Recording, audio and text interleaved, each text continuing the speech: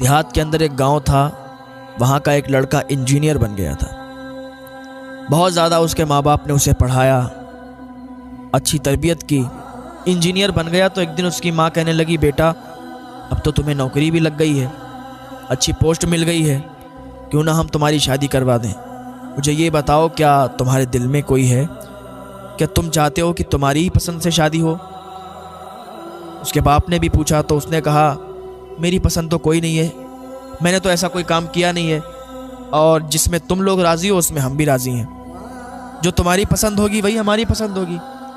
ماں باپ سے کہنے لگا، آپ لوگ ہی رشتہ ڈھونڈ لو اور اچھی جگہ کروا دو، بس لڑکی بہتر ہو، نیک ہو، پرہیزگار ہو۔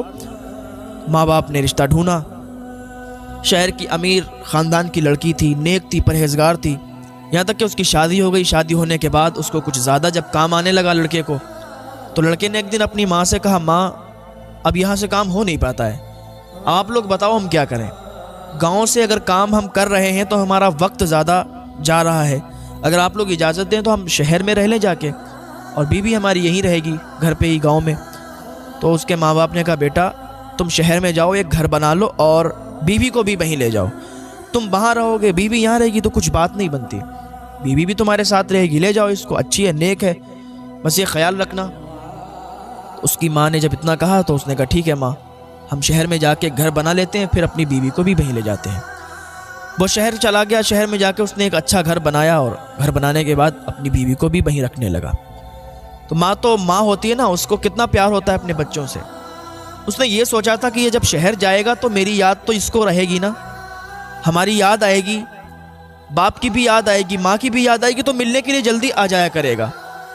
جب یہ شہر رہنے لگا، شہر جانے کے بعد ماں سے ملنے کا بہت کم ٹائم اس کو ملتا تھا، 1 مہینے کے بعد آتا تھا، 2 مہینے کے بعد آتا تھا، ایسے ہی یہ کام چلتا رہا، ایسے ہی آتا جاتا رہا، تو پوسٹ بڑھتی گئی اور اس کو وقت کم ملتا گیا، تو کبھی 4 مہینے کے بعد آنے لگا، پھر 8 مہینے کے بعد آتا۔ اس کے ماں اور باپ ادھر سسکیاں لیتے تھے، کاش میرا بیٹا جلدی آ جائے، کاش میرا بیٹا جلدی آ جائے، ہم سے ملاقات کرے، ہم اپنے بیٹے کو جب دیکھتے ہیں تو ہمیں سکون ملا کرتا ہے۔ ہر ماں کی یہی تمنا ہوتی ہے کہ جب اس کا بیٹا، جب اس کی اولاد ان کے سامنے آتی ہے تو انہیں سکون ملا کرتا ہے۔ اب اسے ٹائم نہیں ملتا، اب 1 سال کے بعد آتا تھا گھر پہ، تو کچھ رک جایا کرتا تھا گھر پہ۔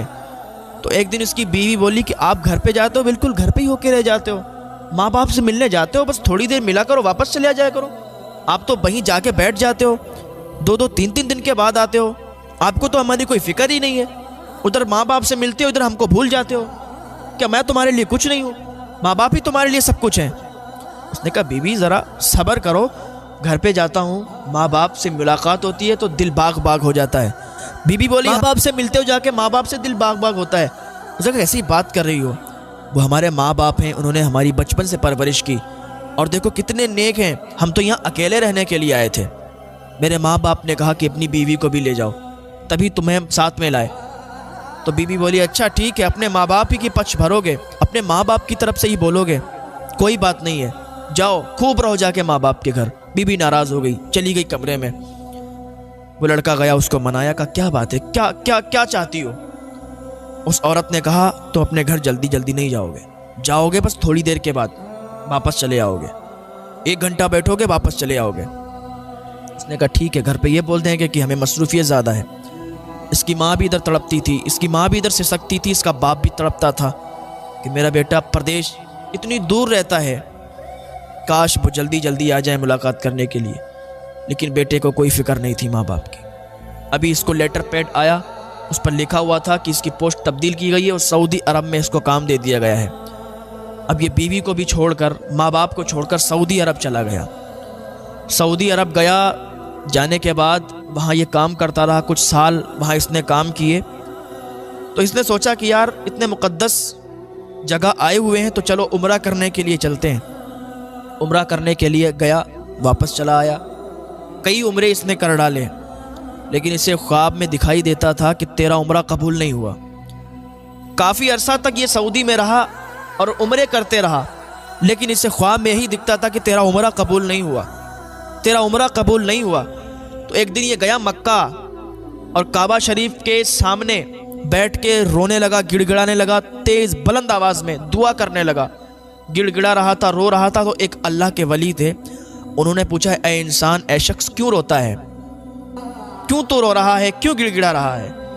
اس نے کہا حضور میں کئی سالوں سے عمرہ کرنے کے لیے آ رہا ہوں لیکن میرا عمرہ قبول نہیں ہوتا، مجھے خواب میں ہی دکھتا ہے کہ تیرا عمرہ قبول نہیں ہوا۔ بزرگ نے کہا تیری ماں زندہ ہے؟ تو کہا ہاں میری ماں زندہ ہے۔ کہا تیرا باپ زندہ ہے؟ کہا ہاں زندہ ہے۔ کہا تو کب سے ملنے نہیں گیا؟ کہا حضور 14 سال ہو گئی ماں سے ملاقات نہیں ہوئی ہے، 14 سال ہو گئی ماں باپ سے ملا نہیں، 14 سال ہو گئی ماں باپ سے خیریت نہیں پوچھی، اس لیے کہ میری بیوی جو ہے نا اس کو برا لگتا ہے، اسی خاطر میں نے اپنے ماں باپ سے بات بھی نہیں کی۔ وہ بزرگ بولے قسم اس پاک پروردگار کی جس نے پوری کائنات پیدا فرمائی، سارا جہاں پیدا فرمایا، تیرے ماں باپ زندہ ہیں اور 14 سال سے تو اپنے ماں باپ سے ملا نہیں، تو نے اپنے ماں باپ کی خیریت نہیں پوچھی، اسی لیے تیرا عمرہ قبول نہیں ہوتا۔ اس لیے کوئی جب ماں باپ کا دل دکھاتا ہے نا اس کی کوئی بھی دعا قبول نہیں ہوتی۔ جو ماں باپ کا دل دکھاتا ہے نا اللہ اس سے ناراض ہوتا ہے۔ ماں باپ کو اگر راضی رکھو گے تو تمہاری دعائیں بھی قبول ہوں گی۔ پتہ چلا اگر ماں باپ راضی ہوں گے تو دعا قبول ہوگی، اور ماں باپ راضی نہیں ہوں گے تو دعائیں قبول نہیں ہوں گی۔ پھر چاہے تو تم کعبے کے سامنے دعا مانگو، چاہے تو گنبد خضرا کے سامنے دعا مانگو۔ اس بزرگ نے کہا چلا جا گھر اور ماں کے قدموں میں گر جانا، باپ کے قدموں میں گر جانا اور معافی طلب کر لینا۔ اس نے جب اتنا سنا تو سعودی سے فوراً ٹکٹ لیا اور آیا اسی گاؤں میں۔ پہلے تو اس کی بیوی نے اس سے بات کی، کہنے لگی تم گھر پہ مت جانا، ماں باپ سے مت ملنا۔ اس نے ایک تھپڑ مارا بیوی کے، کہا خاموش رہ، جتنا میں بولتا ہوں اتنا ہی بات کر، جتنا میں تجھ سے کہتا ہوں اتنا ہی مان، زیادہ بولنے کی ضرورت نہیں ہے۔ تیری وجہ سے آج میرا عمرہ قبول نہیں ہوا، تیری وجہ سے آج میں نے اپنے ماں باپ کو بھلا دیا تھا، لیکن اب ہمیں سمجھ آ گئی ہے، اب ہمیں پتہ چل گیا ہے کہ ماں باپ کا درجہ کیا ہوتا ہے۔ ماں باپ اگر ناراض ہے تو عمرہ بھی قبول نہیں ہوتا، ماں باپ اگر ناراض ہے تو اللہ بھی ناراض ہوتا ہے۔ اس نے اپنی بیوی کو سمجھایا اور سمجھانے کے بعد وہ گھر واپس آیا۔ کیا دیکھتا ہے کہ وہاں ایک جھوپڑی ہے، اندر جاتا ہے تو وہاں کوئی موجود نہیں ہوتا ہے۔ لوگوں سے پوچھتا ہے یہاں پہ فلاں فلاں شخص رہتے تھے، نام پوچھتا ہے۔